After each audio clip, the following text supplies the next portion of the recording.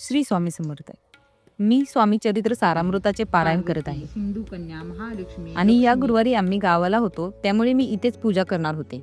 काहींना असे वाटेल की मी दुसरीकडे पूजा कशी काय मांडत आहे, पण हे माझं सासर आहे. आम्ही पुण्यात राहतो. सासरी ही पूजा मांडली तरी चालते.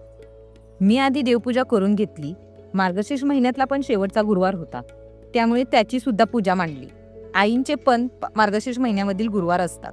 नंतर लगेचच मी स्वामींची पूजा मांडायला घेतली. घर स्वच्छ पुसून घेतले होतेच.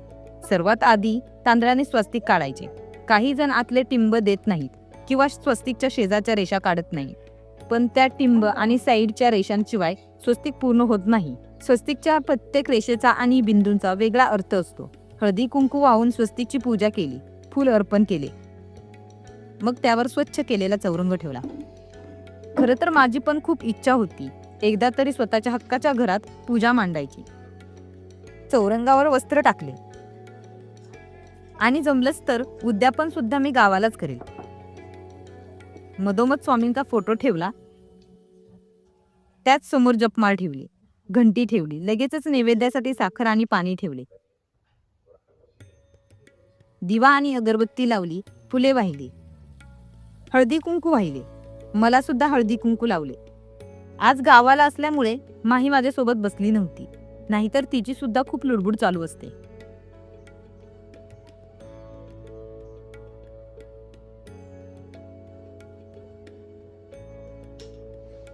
मग लगेचच रांगोळी काढायला घेतली. संपूर्ण देव्हाऱ्यापासून ते चौरंगाच्या बाजूने रांगोळी काढली.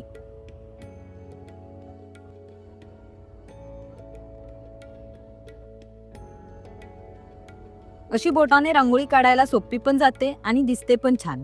रांगोळीमध्ये थोडे रंग भरले. रांगोळी कशी वाटली कमेंटमध्ये नक्की सांगा.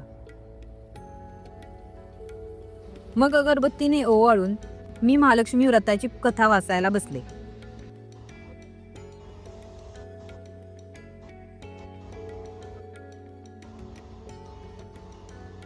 हे व्रत केल्याने मनातल्या सर्व इच्छा पूर्ण होतात. श्री महालक्ष्मीची अनेक नावे अनेक रूपे आहेत. पार्वती. पुस्तक वाचून झाल्यानंतर मी जप केला. जपमाळेचे काही नियम असतात. नियम म्हणजे पहिला की जपमाळेला डावा हात सहसा लावायचा नाही. आणि महत्वाचं म्हणजे हा मेरुमणी, हा मण्याला म्हणतात मेरुमणी म्हणतात. आणि जपमाळेला हे बोट असतं ना आपलं, ते सुद्धा त्या बोटाने सुद्धा स्पर्श करायचा नसतो. जपमाळ ही अंगठा आणि ह्या बोटामध्ये धरायची. आणि मेरुमणी हा मेरुमणी, त्याला हे बोट लावायचं नाही आणि वळडायचं नाही. आता जपमाळ करताना आपण ह्या दोन बोटांमध्ये मणी पकडायचा आणि त्यानंतर ना आपण ह्या बोटानं त्याला असं माग ओढायचं.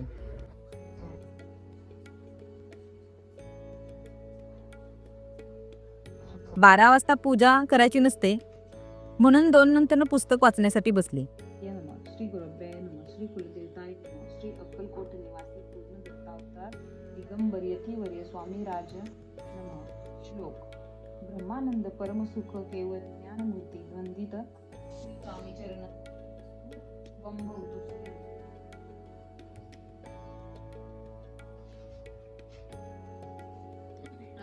पुस्तक वाचून झाल्यानंतर लगेचच मी आरती करून घेतली. आरती करत असताना माई सुद्धा माझ्या सोबतच बसली होती.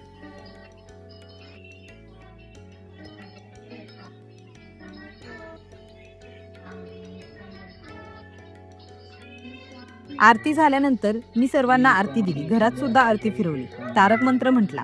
संध्याकाळी लक्ष्मी व्रताचे उद्यापन करायचे होते, मग त्याची तयारी केली. सुपारी फोडायची राहिली होती, मग माहीच्या पप्पांनी मला सुपारी फोडून दिली.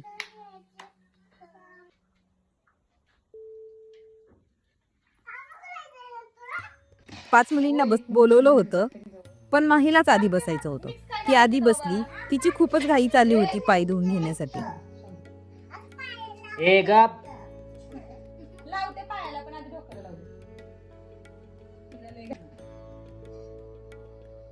तिचे पाय धुतले, पाय पुसून हळदी कुंकू लावले. नंतर लक्ष्मी व्रताचे पुस्तक, केळ, पान सुपारी दिली. तिच्या पाया सुद्धा पडली. हाय की कशी पुसायची ती हाय आणलंय ती पण सांगितलेलं.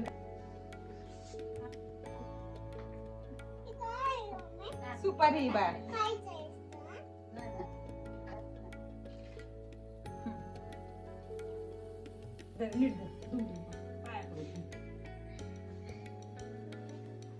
प्रत्येक मुलीचे पाय धुवून सगळ्यांना व्रताचे पुस्तक, केळी, पान सुपारी दिली.